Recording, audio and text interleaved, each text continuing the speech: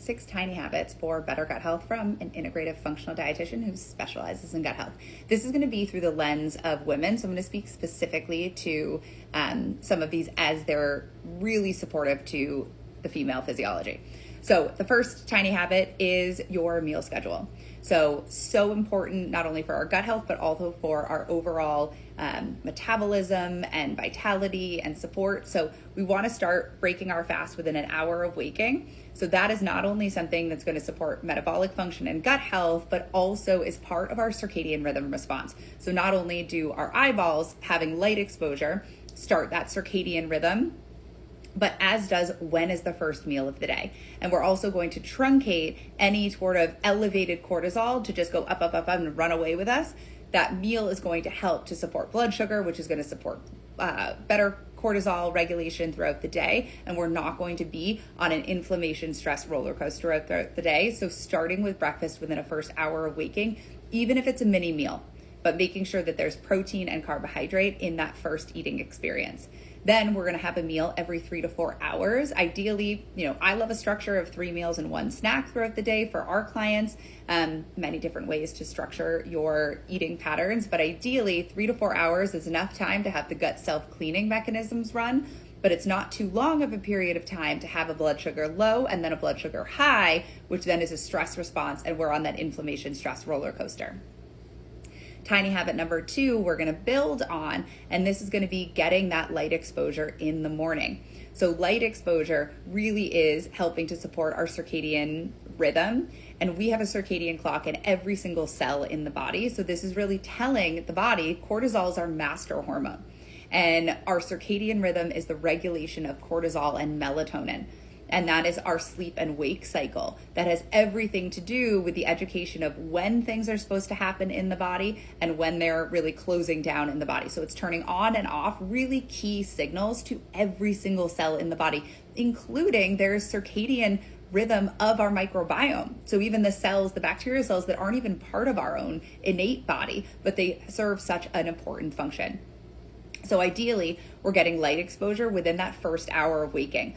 I really like light exposure immediately upon waking within that first 30 minutes. So if you're someone who loves to get up and go for a walk in the morning, or you have a really sunny patio or a deck or a window that you can stand at, naked eyes ideally, so no sunglasses, no glasses. If it's a sunny day, you probably only need about 10 to 15 minutes out. If it's a cloudy day, you probably need about 20 to 25 minutes to really get that full circadian response in the morning.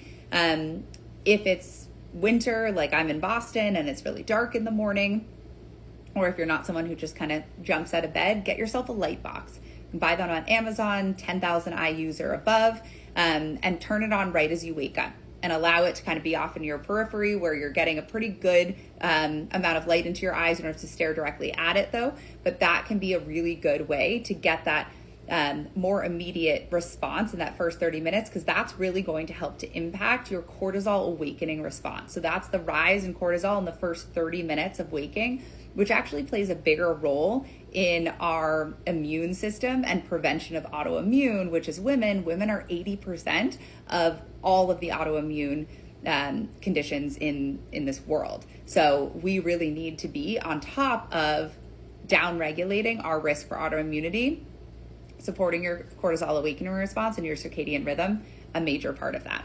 Tiny habit number 3 is an overnight fast. Now, we want to curtail that fast. We want it to be between 12 and 14 hours. No less, no more. Too much, stressful.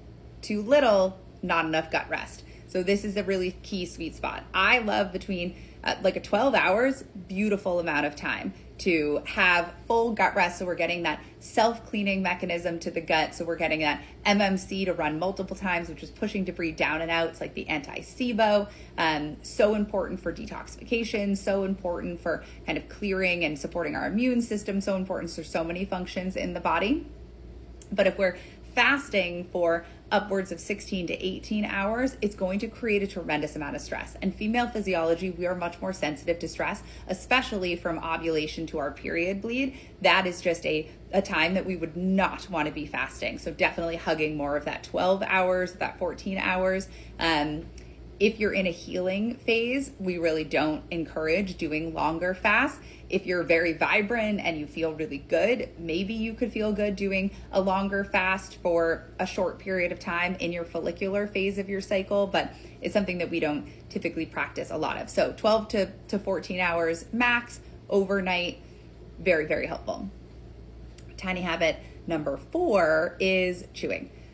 Not a very sexy thing to talk about, but absolutely one of the most overrated and underrated and overlooked parts of gut health that plays a significant role in down-regulating the stress to your immune system, supporting bloating, gut motility, so many pieces. So we only have one opportunity to break down foods mechanically, and that's with our teeth. And it should be 15 bites, 15 chews, there we go, per bite. Consistency of baby food, probably not the best way, the most appealing way to describe food, but that's the consistency that we want.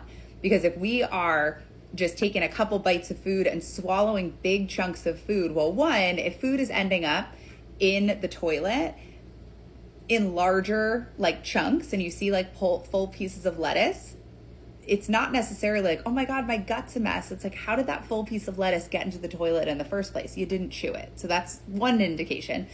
But the other is really this bloating, distension, immune activation. Because if we have a large piece of poorly chewed food getting down into the low gut and it's not in those tiny micro building blocks that the immune system wants to see it, the immune system doesn't have any context to that this is just a poorly chewed piece of food, but it's not a harmful piece of food. No, that poorly chewed piece of food is going to be treated like a pathogen or a parasite or a toxin. And the immune system is going to have an inflammation response to it. And we're going to get a maldigestive response, and it's going to create a lot of disruption in the gut environment.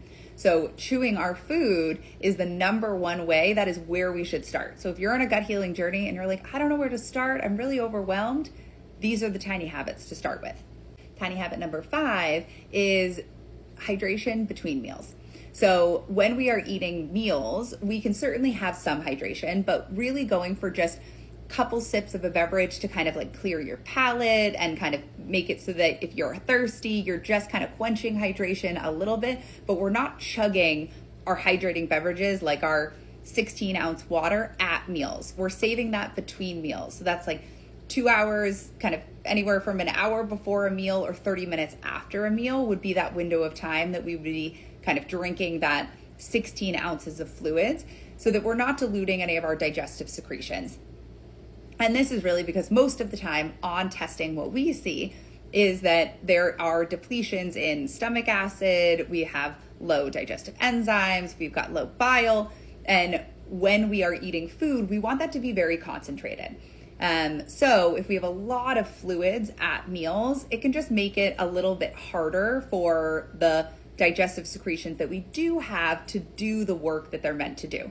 So it typically feels better for people too. So again, couple sips at meals, just not doing our main hydration at our meals and aiming to do it between meals.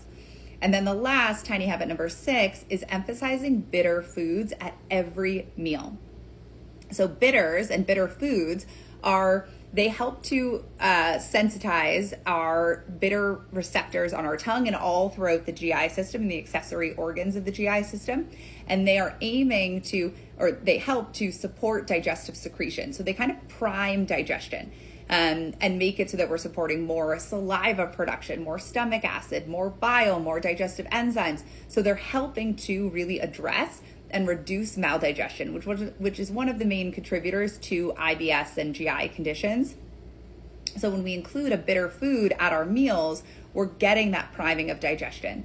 We can also include bitter, like liquid bitters, as a kind of leading up to our meals to prime these digestive secretions too. So our bitter foods would be things like dandelion or arugula, citrus or citrus zest. We've got cranberries, we've got ginger, turmeric, dill, all of our leafy, bitter leafy greens like our endive, our radicchio, our watercress. So adding one of those into a meal, it's a pretty short list, but so helpful. I hope these are helpful as our tiny habits for better gut health.